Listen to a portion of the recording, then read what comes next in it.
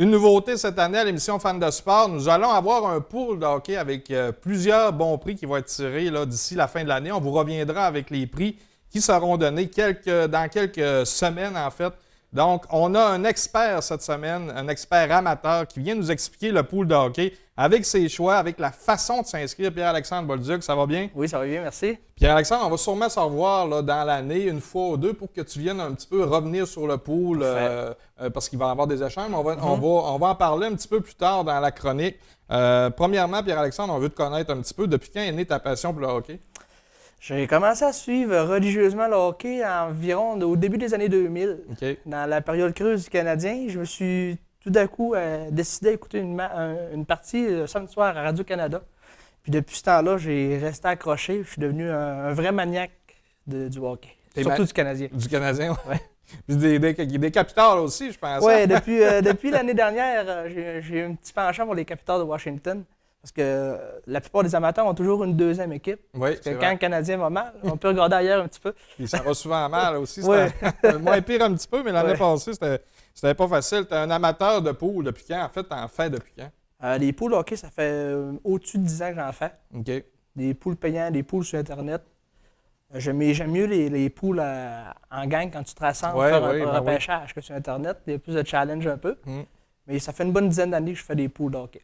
Toi, personnellement, as-tu déjà joué au hockey? Oui, j'ai joué dans des. Ben, pas dans les ligues, pas à des niveaux, mais c'était toujours des ligues de garage. OK. Pour le plaisir. Mais j'ai joué un petit peu. Puis depuis combien tu fais de poules par année pour en moyenne? En moyenne, j'en fais environ 3 à 4. OK. J'en ai environ 2 sur Internet, puis j'en fais toujours environ 2 payants en groupe, avec des amis, des connaissances. Okay. Puis, bon, ben, en tout cas, là, on te connaît un petit peu plus. On va y aller dans le vif du sujet, Pierre-Alexandre. Avant d'expliquer le pool de hockey, ça va être quoi, comment s'inscrire, comment faire, en fait, peut-être des petites règles. On va débuter par tes choix, toi. Tu as fait des top 5, en fait, de plusieurs choses. Nous allons débuter avec le premier top 5 qui va être affiché à l'écran. Donc, le top 5 des valeurs sûres. J'aimerais ça que tu nous expliques. Le premier, en fait, ils ne sont pas en ordre. OK? On va dire aux spectateurs, ils ne sont pas en ordre. C'est ton top 5. Donc, vous les mettrez par rapport peut-être à tes commentaires que tu dis. Patrick Kane des Blackhawks de Chicago. Valeur sûre pour toi, j'imagine? Valeur sûre. Année après année, c'est un gars qui domine la Ligue nationale, qui est toujours environ dans les 80 points et plus. Okay. L'année dernière, il a surpris un peu en faisant 106 points. À chaque année, même avec les petits problèmes qu'il connaît à l'extérieur de la glace, on entend souvent parler des problèmes judiciaires. Il réussit à mettre ça de côté, peu importe ce qui se passe. C'est un gars qui n'est pas souvent blessé. Il va faire d'après moi, il devrait approcher les 100 points encore cette année. En termes hockey, il fait un job sur la glace. C'est un incontournable. En parlant d'incontournable, Sidney Crosby. Sidney Crosby, je pense qu'il n'y a plus besoin de présentation, surtout si vous avez suivi la Coupe du Monde dernièrement. Absolument. C'est juste magique ce qu'il fait sur la glace. En plus de ça, dans les dernières années, il commence à être épargné par les blessures. L'année dernière, il n'a pas été blessé. Okay. Il y a eu un début de saison plus lent, mais avec le talent qu'il a, il a su se reprendre et finir parmi les meilleurs pointeurs. Il fait toujours au moins 60 points minimum par année? Quand il n'est pas trop blessé, c'est minimum un 80 points. Okay. C'est 1 point par match, Sidney Crosby. Son adversaire de tous les jours, que les gens se plaisent à comparer, dont moi le premier, Alex Ovechkin, difficile à...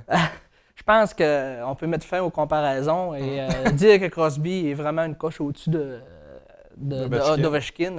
On l'a encore vu au tournoi de la Coupe du Monde.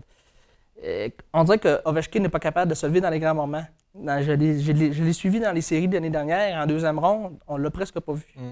En première ronde, il avait été assez bon. En deuxième ronde, là, ça a conduit son équipe à l'élimination. Mais pour un pool de hockey, d'une saison de 82 matchs, il n'est jamais blessé. C'est un gars qui marque entre 40 et 50 buts à chaque année. Donc, ça reste une valeur sûre pour un pool de hockey. Absolument. Jamie Benn, des Stars de Dallas. L'éclosion totale pour Jamie Benn depuis les 2 dernières saisons. Il fait en moyenne 85 points. OK. C'est pas quelqu'un qui est souvent blessé. Là, il y a eu une opération cet été, mais il va être prêt pour débuter la saison. OK. Et avec son compagnon de trio, Tyler Seguin, c'est un duo de feu. Donc, pour un repêchage, c'est lui que j'ai pris dans mon propre pool mon premier choix total. Puis il y a une équipe pour aspirer à la Coupe Stanley, je pense, en plus. Là. Les Stars ont une équipe au moins pour faire 2 ou 3 rondes. Le gros problème des Stars de Dallas, selon moi, c'est les gardiens de but. Oui, hein? C'est un tandem qu'on ne sait jamais c'est qui. Est-ce que c'est Lettonen? Est-ce que c'est Niemi? Et la défensive. Cet été, ils sont allés chercher un petit peu d'aide. Dan Amius. OK. J'ai bien hâte de voir si ça va les aider. Il ne rajeunit pas Dan Amius, par exemple. C'est sûr, mais je pense qu'il est encore capable de tenir son bout. Ouais. Okay. C'est pas quelqu'un qu'on va lui demander de se porter à l'attaque. Fais ton travail défensivement dans ta zone.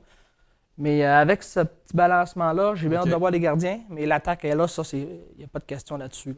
Dernier, Joe Pavelski des Sharks. Peut-être un joueur un petit peu moins connu parce qu'il joue en Californie, c'est loin. Les parties sont à 22 heures dans l'Ouest. Okay. Mais c'en est un autre qu'année après année, il fait sa part de points. Il était avec l'équipe des États-Unis à la Coupe du Monde. Okay. C'est un joueur qui est bien apprécié du pouleur. Donc, c'était top 5 valeurs sûres. En fait, là, je pense que c'est un excellent choix. On évoque une autre image. C'est un top 5 parce que souvent dans les poules, dont le nôtre à Fan de sport va avoir des choix de gardiens de but. Vas-y avec Brendan Oldby des Capitals. Brendan Oldby a été la révélation de la dernière saison. Il a ramassé tout ce qu'il y avait de trophées ou presque pour les gardiens de but, comme l'avait fait Carey Price. Mais il faut dire qu'il y a toute une équipe en avant de lui. Sa défensive, selon moi, est supérieure à celle du Canadien, si on prend Price en exemple.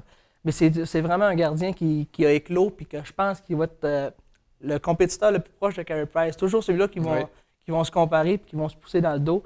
Mais pour un pool de hockey, je crois que c'est une valeur sûre. C'est un gardien qui va aller chercher environ 40 victoires. Donc, pour un pool, là, quand tu prends une victoire, c'est 2 points. Si tu rajoutes les jeux blancs, tu rajoutes un autre point. C'est un gardien qui est capable d'aller chercher un 80 points là, dans un pool. Là. Il peut être très payant. Carey Price, on a-tu besoin de le présenter? Je pense qu'il n'y a plus besoin de présentation. Les gens vont peut-être douter de ce choix dans le top 5 parce qu'il était blessé. Ouais. Mais si vous suivez la Coupe du Monde, je pense qu'il n'y a plus de doute à se faire. Là. Il est dominant. Sa blessure semble être chose du passé. Oui, c'est vrai. Et je pense que cette année, là, il va revenir là où il l'avait laissé à sa saison. Sa grosse saison. Où il a gagné plusieurs Exactement. On va y aller peut-être un petit peu plus rapidement. Pierre-Alexandre, Corey Crawford. Corey Crawford, 3 Coupes Stanley. Oui. Je pense que ça en dit beaucoup. Ben Bishop, moi, quand j'ai vu ce choix-là, j'ai douté un petit peu. Explique-nous-les. Personnellement, je déteste Ben Bishop. Je vais vous le dire, je suis pas peur de l'avouer, mais je prends toujours la perspective qu'on fait un pool de hockey, il faut aller chercher des points. Ouais. Tampa Bay va finir, je suis pas mal sûr, dans le top 3 dans l'Est. Donc, victoire égale point. Ben Bishop va faire sa part de points. Et Jonathan Quick, c'est un incontournable. Encore une fois, un incontournable pour les Kings. OK. Donc, ces choix-là, donc tes top 5 de gardiens. On va y aller avec une autre image, un petit peu plus rapidement, Pierre-Alexandre. Des long shots. Les long shots, on cherchait le mot français, c'est des risques à prendre. Des paris qui pourraient être payants, si on veut. Teravainen en Caroline. Transaction cet été qui l'a amené des Blackhawks aux Hurricanes de la Caroline. En Caroline, il n'y a pas grand-chose. Donc, il va assurément jouer sur le top 6 et pourrait connaître une belle éclosion. Leon Draisaitl, Oilers, d'Edmonton. Il a été impressionnant en fin de saison l'année dernière. Je n'ai pas les points exacts qu'il a fait, mais cette année, en compagnie de McDavid et toute la ribambelle de talent qu'il y a là, ça pourrait être un très bon choix. Là. Alexander Barkov, Panthers aussi. Un de mes coups de cœur de l'année dernière avec les Panthers. Il n'a pas fini de nous surprendre. OK. Et les 2 derniers, Bo Horvat, je ne le connaissais pas. Toi, tu me surpris aussi avec ce choix-là. Oui, j'ai essayé d'aller un petit peu justement sortir de l'ordinaire. Bo Horvat, les Canucks de Vancouver, c'est une équipe vieillissante. Mais Bo Horvat, c'est le plus beau prospect. L'année passée, il a fait 40 points. Cette année, je m'attends à ce qu'il ait plus de responsabilités et qu'il fasse encore plus de points. Puis le dernier, Colton Parayko. Sorti de nulle part. Sorti nulle part l'annie dernière avec les Blues. Il a su prendre sa place, il a fait des points. Donc, je m'attends encore que cette année, il fasse une bonne part de points avec Pietrangelo, avec les Blues de Saint-Louis, qui va être une très bonne équipe dans l'Ouest. Donc, tu as choisi des jeunes pour les long shots, en fait, les choix risqués. Je pense qu'ils peuvent faire des points qui peuvent aider à gagner le souvent, en fin de poule, on sait plus quoi. Les vedettes sont parties, on ne sait plus trop quoi prendre. Je pense que c'est des choix qui pourraient aider, là, rendus en fin de choix, en fin de poule. Et Alexandre, on va faire une petite pause. Parfait. Parce qu'on veut se remettre de toutes ces émotions-là. Nous, on se revient tout de suite après avec la suite de notre discussion sur le pool d'hockey.